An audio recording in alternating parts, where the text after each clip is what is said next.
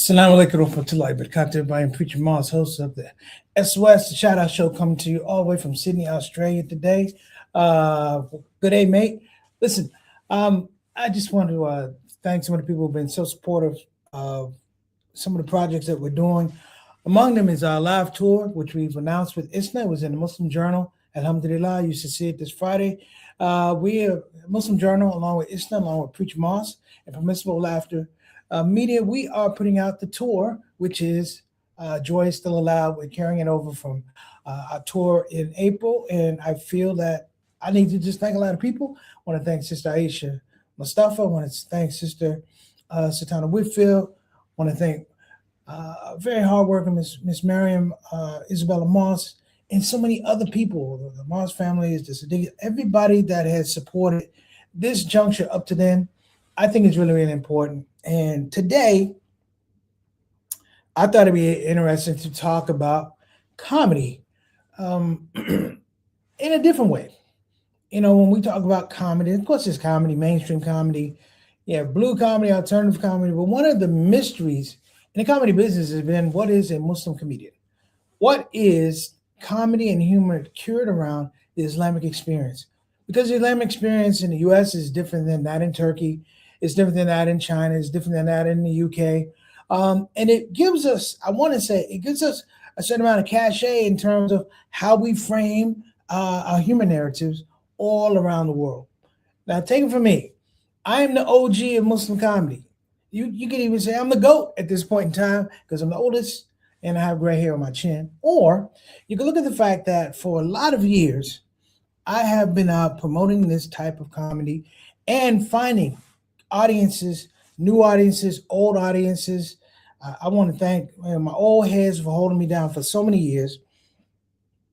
I just think that it's an amazing thing to be able to talk about comedy at this level in 2026. We started in 2022. Shout out Azhar Usman, shout out Azim Muhammad, shout out Mo Amr, shout out the old heads. These were the people who actually framed the necessity and the identity for cultural continuity. Okay? When I say cultural continuity, it is that we have had a certain brand of comedy that's carried over. Today's topic is, do our comedy heroes actually matter today? Do our comedy heroes actually matter today? And this is a big thing that's happening in the Muslim community because we have more and more Muslim comedians who present themselves as, I want to do Muslim comedy. Not necessarily Muslim comedy, I want to do comedy, I want to be as a Muslim, but over here, and it represents different things. And me being an elder statesman of sorts, I thought it'd be interesting to kind of talk about what the evolution has been, not only from the Muslim side, but also from the non-Muslim side, because the non-Muslim side has a lot to do with the Muslim side. Many of you don't know that when I started doing stand-up, I was not a Muslim. It almost a couple of years ago, it was equal. I had done non-Muslim comedy for 20 years and Muslim comedy for 20 years, which is rare. But I think it's interesting because in that discussion, right, in that dialogue, a lot of the Muslim comics don't have that. And so the idea of Muslim heroes in some regards, or comedy heroes, has been from afar, with the exception like a Dave Chappelle and some folks like that. We've had to create our own heroes, if you will, but it's out of the pool. And when I say it's out of the pool of, I want to say Islamic permissibility in terms of humor, elasticity in terms of narrative, and how we present ourselves, how we state our lifestyle. So I'm going to be talking about that today on the Shout Out Show. I'm going to ask everybody, please, you don't want to miss this one, because I probably won't ever do this one again. I'm going to go deep. I'm going to try and keep it at 30. Inshallah, I'm going to try to keep it at 30 minutes, but there's a lot of things that need to be said because I need to tell and begin to speak about where the business is going. Because right now, the business of Muslim comedy is not going the way, honestly, I believe it should go. I believe it's going the way of corporations, and ironically, it's going the way of nonprofits, whereby the art of comedy has been usurped for the needs of non-charity, nonprofit charities, and corporates. It was not that way.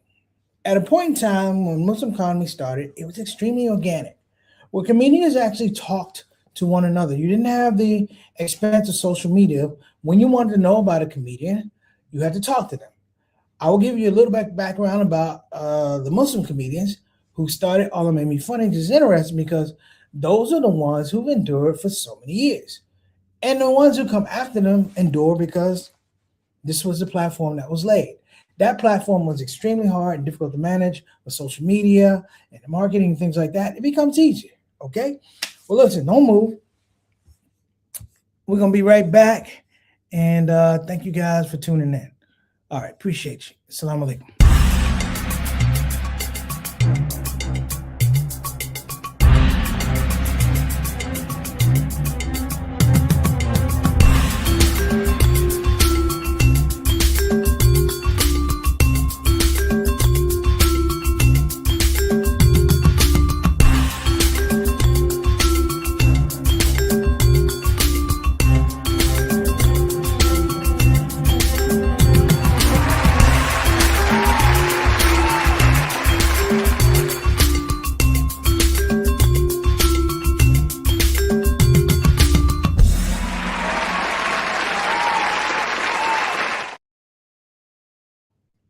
So, brothers and sisters, the year was 2002. I was in a gig in Madison, Wisconsin. A friend of mine owned a club there. He opened up a club. He was a sort of a manager in Milwaukee, Wisconsin, at his club called Funny Business. Opened up a club in Madison. Didn't last long, but he booked me to come as a headliner. On this particular week, I was working with a guy named Azim.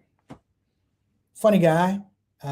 Two-man show. I was closing. It was funny. He was from St. Louis. We never really got to talk after the show because I was commuting. I was coming from Milwaukee, Madison, and back home. Milwaukee to Madison. Come home. That's what happens when you do a weekend show. I had a very bad sore throat, and so this club owner from the other club I went, he had named a drink after me, non-alcoholic, called Preacher's Treat, and it was basically cinnamon. With a little bit of cranberry juice in it, cinnamon tea, whatever it is, with a little cranberry. In any event, I was drinking that. And then the brother, he winds up catching a sore throat. He's drinking it. And I said, brother, what's your name? Azim, because I kept saying Azim. My name is Azim Muhammad. And I said, by chance, brother, with the name Azim Muhammad, are you Muslim? And he said, yes. And that created a relationship that's lasted well over 25 years. The reason I bring that up is because we stayed in touch. And I told him of this idea after 9/11 that I want to do a Muslim comedy tour that ironically would be called Allah Made Me Funny. And he was the first one I recruited. He signed up sight unseen. At the time, he was part of the Nation of Islam. So that tied in really well because I really wanted the history of Islam through comedy on stage. So you had the Nation, you had Sunni Muslims, you had Orthodox Muslims, you had everything in this particular tour. The next person I recruited, I saw him online at an ISNA convention doing comedy. His name was Azhar Azman. I did not know Azhar. I went to a guy named Dawood Maman. And Dawood Maman got me connected with Azhar. We talked on the phone. I said, you know what? I have a college conference I'm doing in St. Paul, Minnesota. I'm going to finish. I'm going to drive from there to this place called Morton Park. I think it's Morton Park, Illinois. And I drove from there to Morton Park and we sat down. And that was the crux of Allah Made Me Funny. Now, the thing about Allah Made Me Funny was we had internal spiritual branding. Which we were going to be the brothers no one expected us to be, number one. And this was not competition, it was co-opetition. In the idea that we were going to try to help each other and build this brand that we felt was much needed in the Muslim community following 9/11.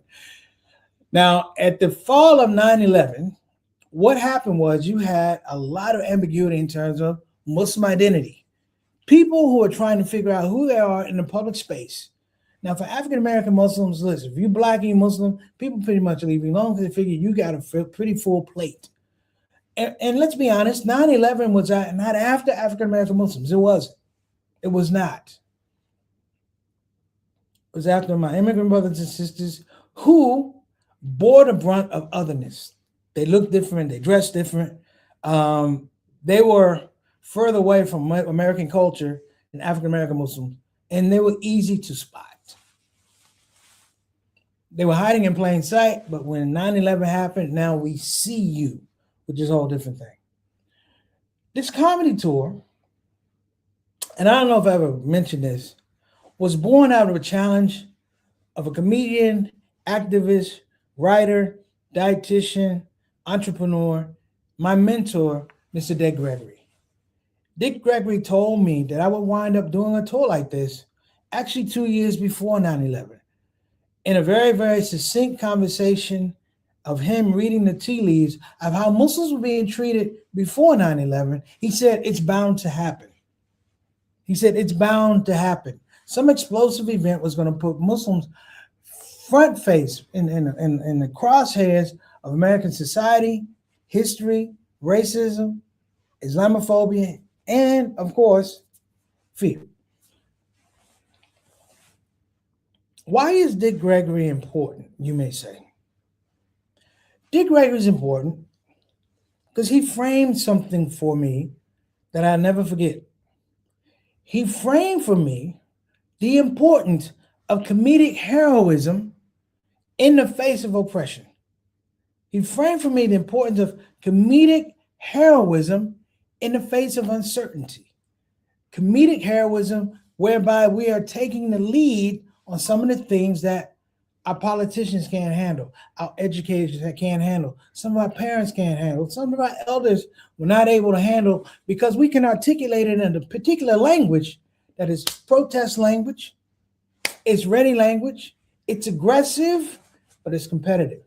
It is a language that lines up with everything else in America. We are the people, comedians, many of us, we're the ones who are asked to read the room in America.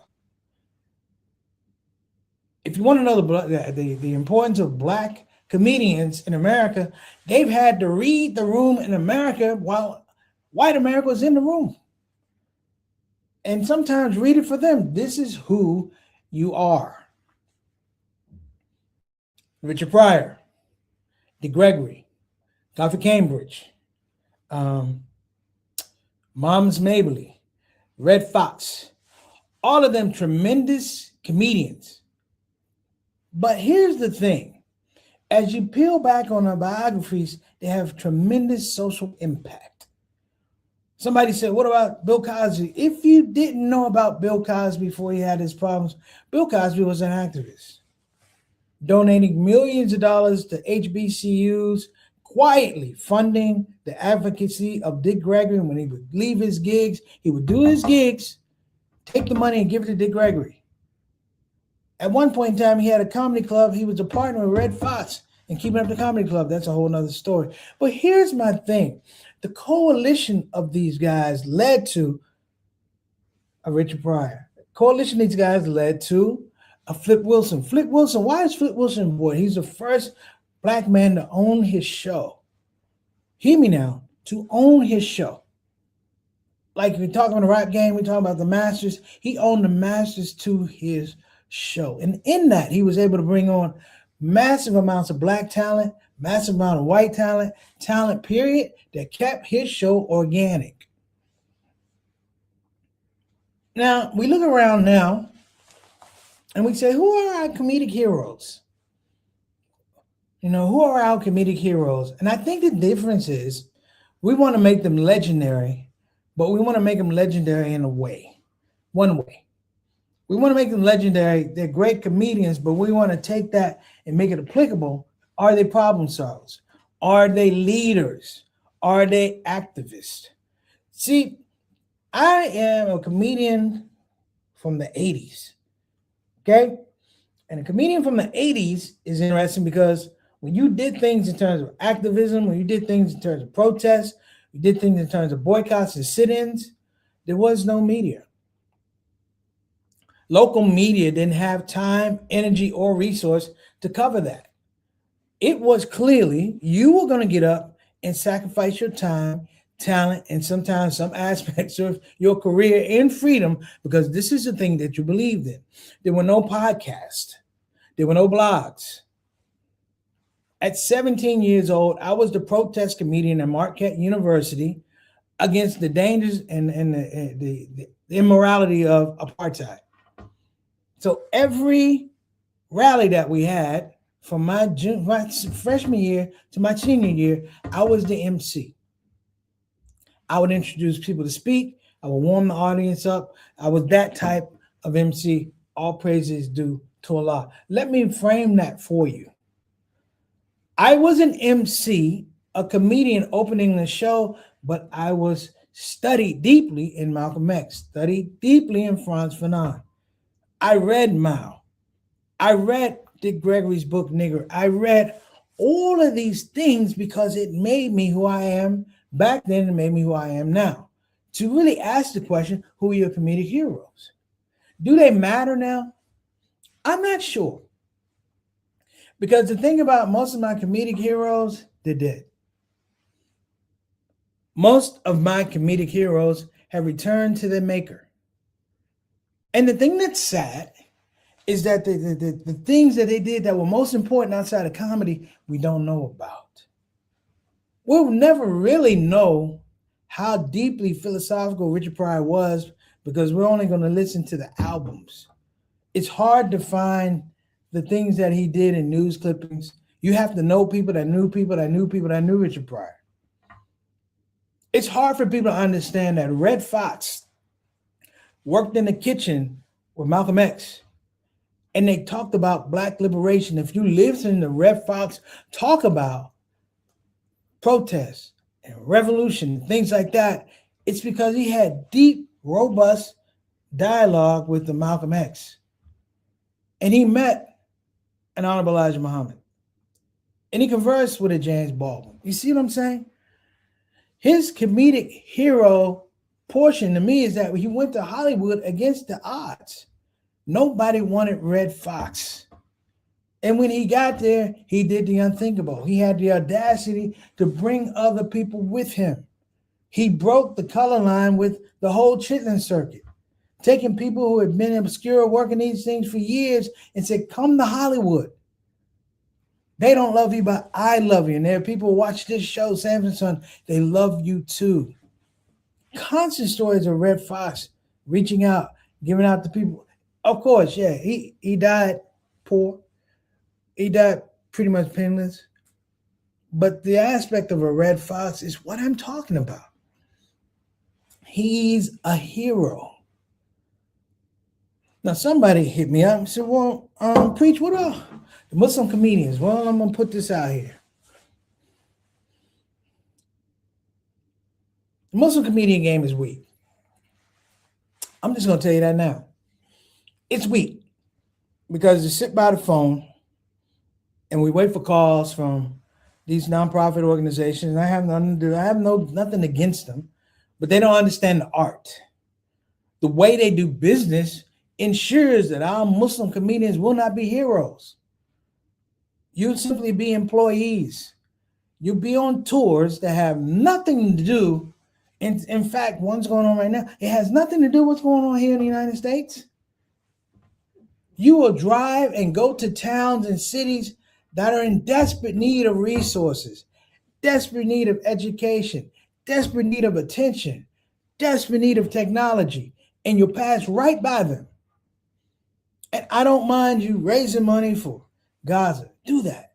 Palestine. Do that. Pakistan. Do that. Colombia. Do that. But damn it, do it for the city where you're in. Muslim comedians are seen as corny because we have to do the dance that the nonprofit tells us. You like the dance? You got to do the dance that the nonprofit tells you. So when I'm in a city like Detroit, I'm in a city like Chicago, I can't bring up O Block. I can't bring up the heroes of O Block, the Sadiq Ali's, the Kanoa Ali's, all the people who do that kind of work. I can't bring them, and I've brought them to actual shows for some of these nonprofits. But the sad part is you can't recognize that need because it's a very myopic thing. We're only here for this. So do we really matter is a real thing. Someone asked me about Dave Chappelle. I'm going to explain something to you about my relationship with Dave Chappelle. That's my brother. Number one. That's my brother. Number two. And Number three, there's some things you may not understand about dynamics, and I don't feel like I need to explain any of it to you, and I won't. But he's the same as a Dick Gregory. He's the same as a chance opportunity I had to meet with Nipsey Russell. He's the chance. He's the jazz musician, not the comedian for me. And the jazz musician has been the hero, the underlying, the one that gave us a soundtrack for so many of these movements and liberation efforts, and we never ever hear the music. I asked the question, do our comedic heroes or comedy heroes matter? Because we're now at a place, this is critical mass right now. We're going into the midterms and nobody's speaking up. Comedians have swallowed their microphone, or worse, unplugged them and threw them away. At the time, it means to be loud. After you've read the room, after the room has come to you and spoken to you, the room goes, go to your platform. The room goes, speak. The room goes, you have consensus to bring up the idea. Even if we don't 100% agree with it, we got consensus. And in that space, Muslim comedians and a lot of comedians in general have failed. You follow for the likes and you follow for the clicks. You are not the Richard Pryors. You're not the Dick Gregorys. You are not the heroes that show up at the barbershop at closing time. You're not the heroes that show up at schools that talk to the children about staying in school and studying hard. You are not that. You are not inspirational. You are not it's transactional. It's not transformative. The comedy is redundant because the action asked of us is to be redundant, to keep our audiences in one place, to keep our audiences here. The art of comedy, brothers and sisters, is the challenge. The mental gymnastics to put out a bit in front of people you don't know. And through their laughter, whether they accept you or not, at least they entertained your position. At least they heard you. I called up a certain politician, I reached out to him and I said, you know what, I'm going to do something nobody's done for you. I'm going to endorse you. Not because you won. I'm going to endorse you because I remember when you didn't win. I remember when you had your book out. And I remember the same thing you were saying then, you're saying now. I have to reward, in some regards, even in a political happenstance, cultural continuity. And our comedy people don't represent that today. I'll say it on my platform if you say it on my platform. I'll say it on your platform, the likes, the clicks. It's not organic. And because it's not organic, it doesn't carry the meta importance of what we're talking about today. The art of getting a laugh is not art. It's discipline. It's muscle memory. How you get to a point and take an idea and twist it and contort it and give it to somebody. How you take a piece of garbage, shine it up, it's the new coin. That's what it is. Our heroes did that for us. If you look around the comedy business, who lifts us up? Who lifts us up?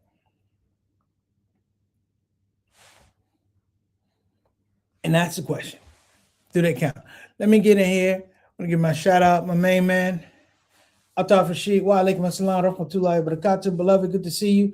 Our Canadian envoy to the show, Mr. 6 o'clock, straight up, straight down, is tuning in. We appreciate you. My main man, Bilal Salahuddin, and his queen, Sister Sonia Dalton Salahuddin. I told you I was going to be live, brother.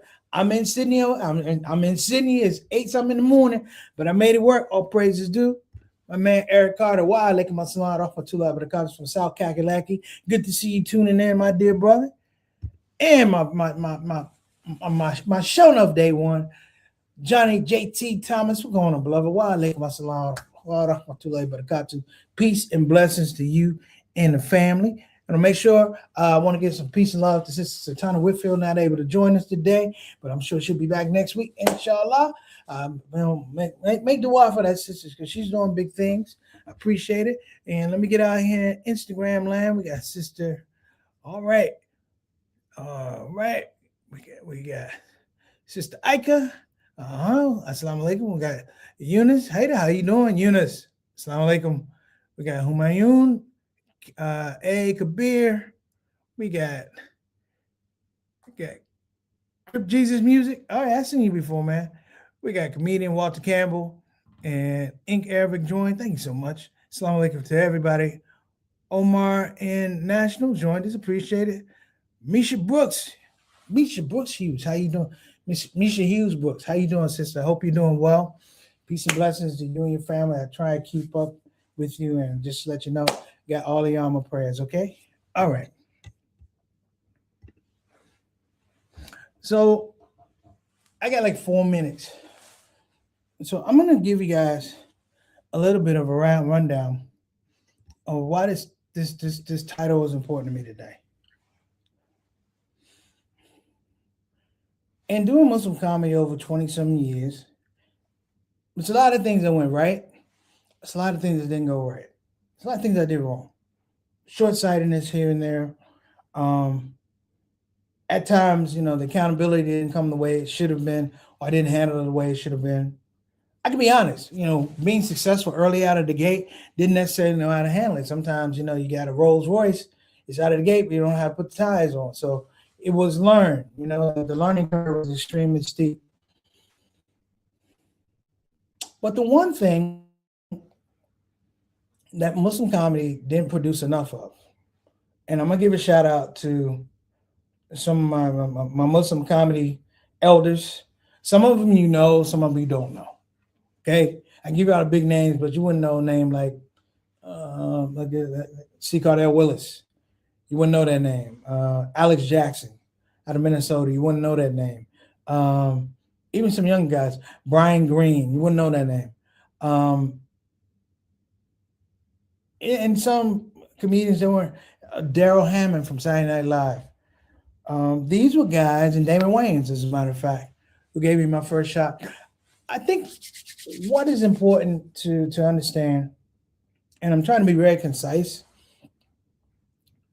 is if you look at the Wayans family business, not just the comedians, the Wayans family business, is within this circle. What they promoted was education, opportunity, and leadership. Education, opportunity, and leadership. And that carries on today. Keenan Ivory said something that was brilliant about his family. He said, at the end of the day, he says, sometimes you got to give a little more, take a little less, because at the end of the day, they're family. That's a beautiful model. In the Muslim comedy game, what we failed to do, and it's honest, and this is after the blessings of Imam Muhammad Muhammad, the blessings of Honorable Minister Louis Farrakhan, and a cadre of other scholars, we failed to produce leadership. At this point, we have no scholarship in the idea of how Muslim comedy came to be. I wrote my thesis about it. If I left this earth, nobody knew about my thesis. Nobody would know where comedy came from Muslim comedy. It didn't come from, hey, let me tell jokes. It becomes from a narrative. And that narrative actually starts in the African-American community to the African-American Muslim community, because there's a consensus of how do we practice protect ourselves, at the same time protecting people who don't look like us, who haven't had the same experience. I thought I cut that off. See how it is. But listen, I'm gonna get ready to let you guys get out of here. But think about this. The next time you're watching comedy or actors, any kind of entertainment, when I say do they matter, ask yourself, do they really aspire? Would you let them lead you? Would you let them lead your children, like these rappers? Would you let them lead your children? Would you put them in a room and say, give them something of value about how to make it in this world, and I'll stand outside because I trust you?